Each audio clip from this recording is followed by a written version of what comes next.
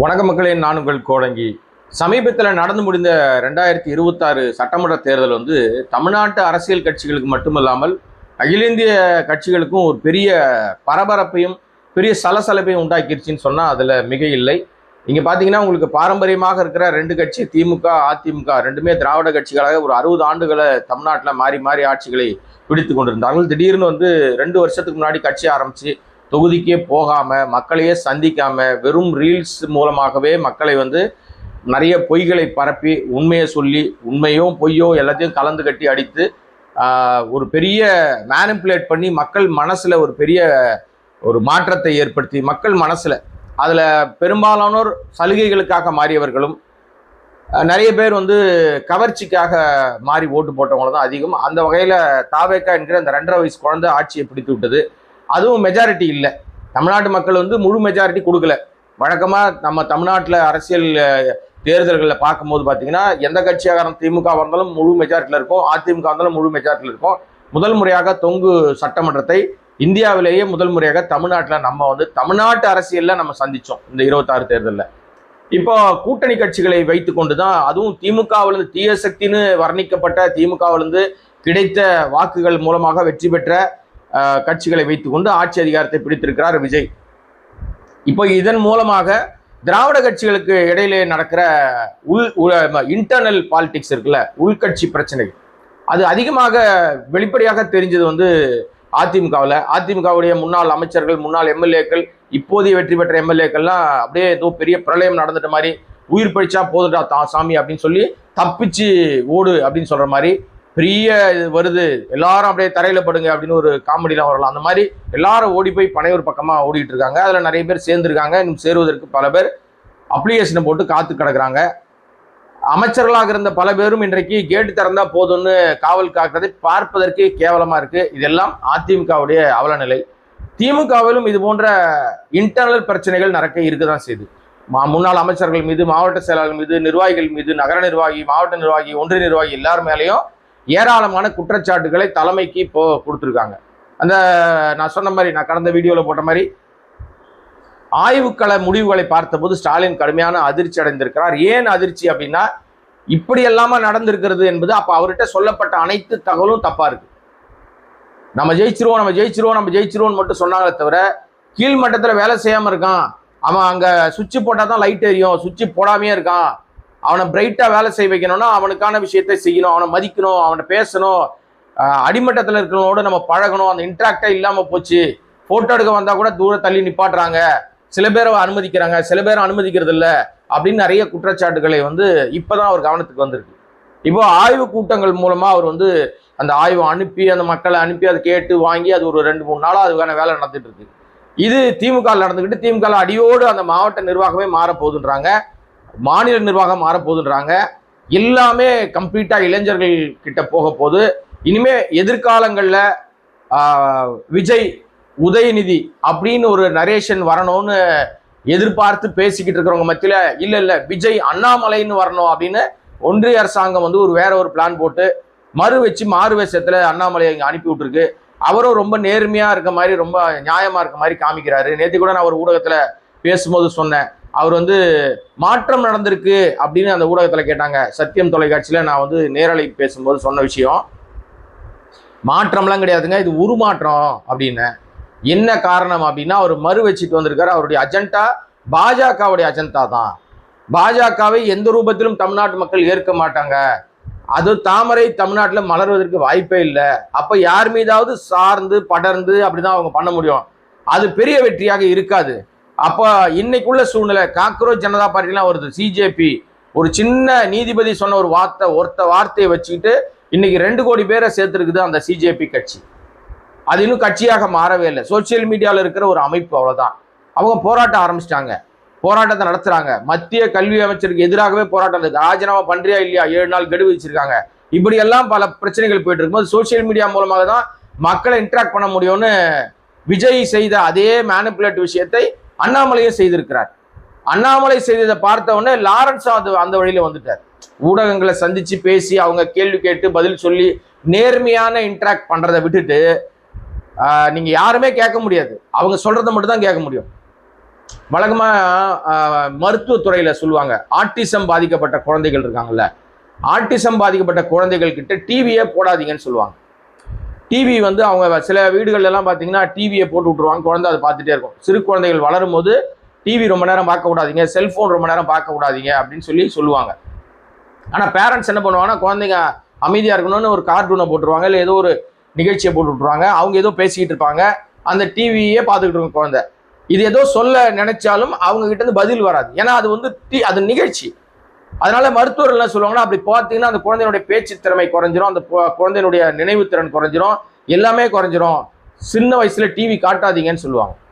இப்ப இங்க நடக்கிறதும் அப்படிதான் இருக்கு. என்ன நடந்துகிட்டு இருக்கு அப்படின்னு சொன்னா, முழுமையாக வந்து யாரையும் கிட்டே சேர்க்க விடாம இவங்க சொல்றதை மட்டும் கேட்டா போதும், நான் சொல்றதை மட்டும் கேளு, நீ என்ன கேள்வி கேட்டா பதில் சொல்ல மாட்டேன் அப்படின்ற நிலைமைக்கு இன்றைக்கு இருக்கிற அரசியல் கட்சிக்கு வருகிறவர்கள், புதுசா அரசியல் வரேன்றவங்க எல்லாம் சோசியல் மீடியாவில் மட்டும் கட்சி ஆரம்பிக்கிறாங்க. அண்ணாமலை சோசியல் மீடியா அவ்வளவு நேரம் பேசினார், ஆனா அவர் மீது ஏகப்பட்ட குற்றச்சாட்டுகள் இருக்கு.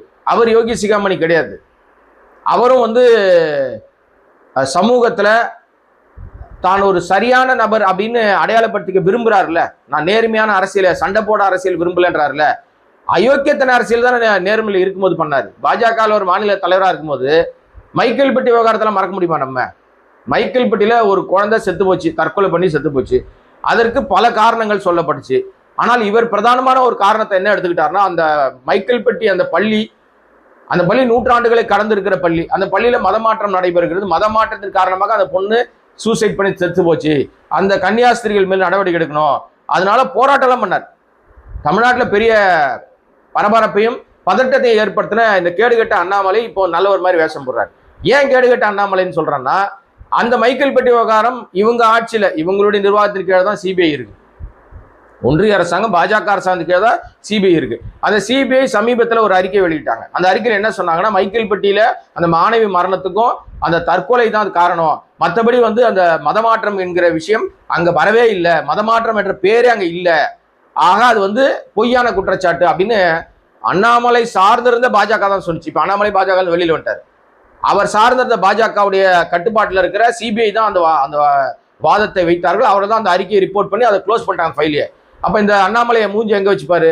மதமாற்றம் சொல்லி ஒரு உண்மையாக, நேர்மையாக, உறுதியாக பல ஆண்டுகள் உழைப்பை மட்டுமே சர்வீஸ் பண்ணிட்டு இருக்கிற மைக்கேல்பட்டி அந்த பள்ளி மீது அபாண்டமாக பழி சுமத்தினா அண்ணாமலை மூஞ்சி எங்க வச்சுப்பார்?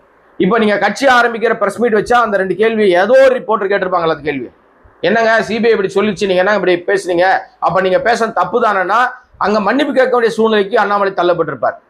இது போன்ற நான் வந்து ஒரு பானை இருக்கு, ஒரே ஒண்ணுதான் நான் வந்து உதாரணம் சொல்றேன். ஒரு பானை சோற்றுக்கு ஒரு சோறு பதம் மாதிரி இவர் பண்ண அவ்வளவு ஃப்ராடுத்தனங்களிலும் ஒண்ணு கூட உண்மை இல்லை. பல பொய்கள் சொல்லியிருக்காரு, பச்சை பொய். கையில கட்டியிருக்கிற வாட்ச் வரைக்கும் போய் சொல்லியிருக்காரு. 4 ஆட்டுக்குட்டி தான் சொந்தமா வச்சிருக்கிறோம், இன்னைக்கு பல நூறு கோடிகளுக்கு அதிபதியா இருக்கார். இந்த பணமெல்லாம் எங்கிருந்து வந்துச்சு? நேர்மையா சம்பாரிச்சிங்களா? அவர் நேர்மையா சம்பாரிச்சிருப்பார் நினைக்கிறீங்களா? ஆக அவர் இன்ஸ்டால கட்சி ஆரம்பிச்சிருக்காரு, அந்த அமைப்பு ஆரம்பிச்சிருக்காரு. அதுல போய் விட்டில் பூச்சிகளாக போய் எல்லாம் உழறாங்கன்னு நான் நம்ப மாட்டேன்.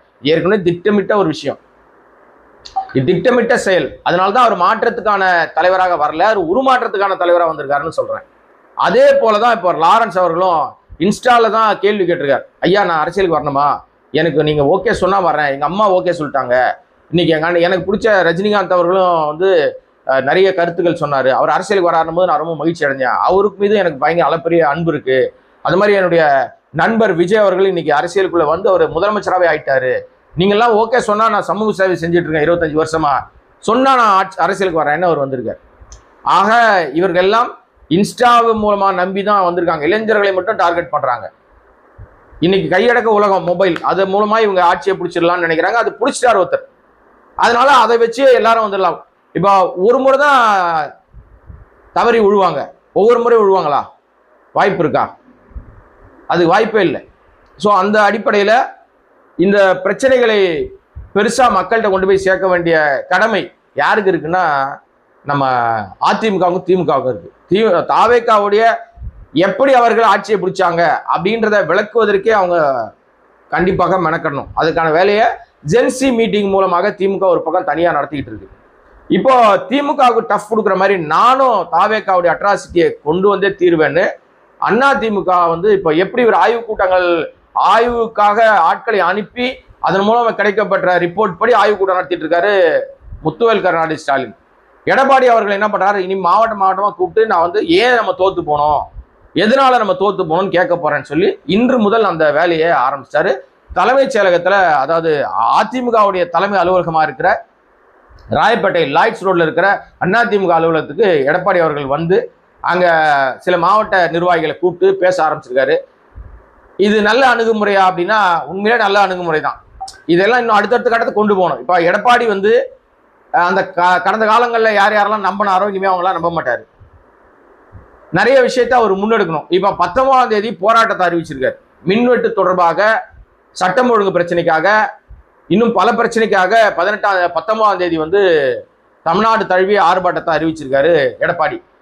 திடீர்னு அறிவிச்சுட்டு மக்களையே சந்திக்காம, அதாவது கட்சிக்காரங்களே சந்திக்காம தான் சிக்கலாயிடும்னு இன்று முதல் ஆய்வுக்கான கூட்டம்னு சொல்லி ஒவ்வொரு மாவட்டமா கூப்பிடுறாரு. இன்னைக்கு தேதி வந்து 13.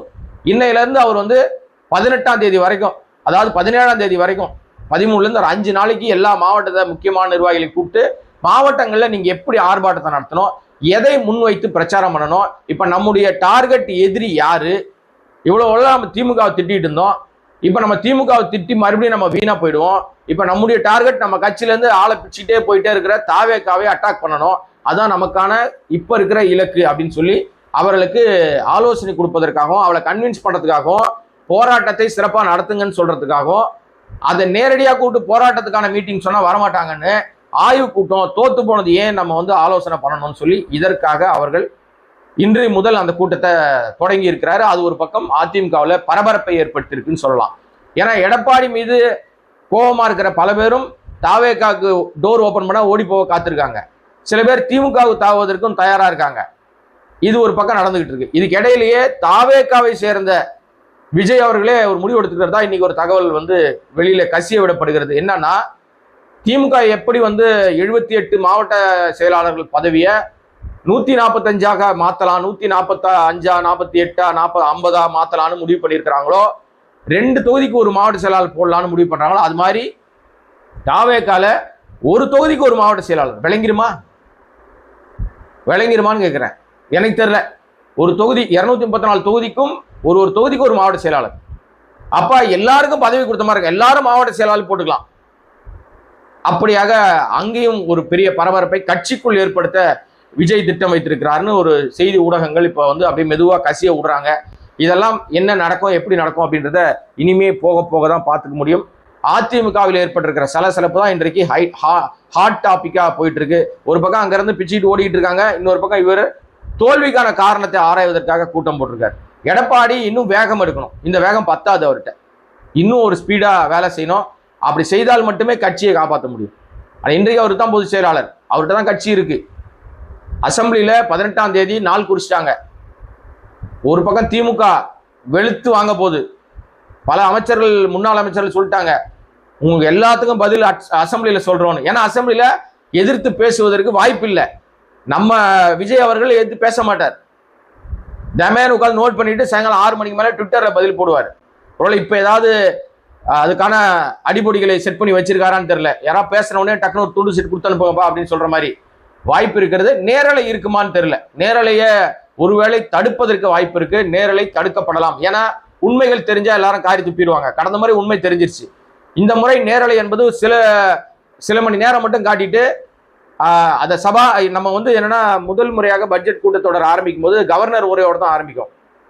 கவர்னர் உரையில தமிழ்தாய் வாழ்த்து முதல்ல பாடப்படுதா, வந்தே மாதரம் பாடப்படுதான்னு ஒரு குழப்பம் இருக்கு, ஜனகணமன பாடப்படுதா அப்படின்னு ஒரு குழப்பம் இருக்கு.